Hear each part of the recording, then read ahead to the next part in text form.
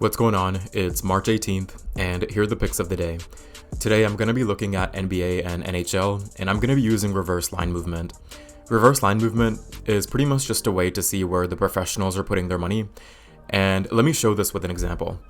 So take a look at this first game with Miami Heat going up against the 76ers.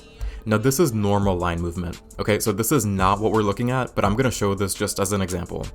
So you can see here that this line opened up at over under 214, and then 87% of the action went towards the under. So a majority of the people really like the under. And so the bookmakers think, okay, if at 214, a lot of people like the under, then why don't we drop it down a little bit to make the over look more appealing? And this is how normal line movement works. This is how 90% of the lines are going to be. The bookmakers want as much of a 50-50 split here, or really for any of these. And so they're going to try to adjust the line to make the other side look more appealing. But reverse line movement is the backwards of that. So take a look at the Pistons versus the Celtics. In this game, this line opened up at over under 225 with 86% of the betting action going towards the over. And so if at 225, a majority of the people already like the over, they dropped the line to 223, making the over look even more appealing. And that doesn't make sense. You would expect them to make the under look more appealing. You expect this number to go up a little bit so that people start putting their money on the under. But no, they dropped it to make the over look even better than it is. The reason this happens is because the sharps or the professionals are putting their money on the under. And so what bookmakers will do is they're going to make the outcome that they think will lose. In other words, the outcome that the sharps are not betting on, they're going to continue to make this look as appealing as it can.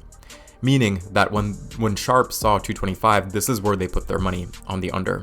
And so that's what I would go with for this pick. We also have the Trailblazers against the Bulls.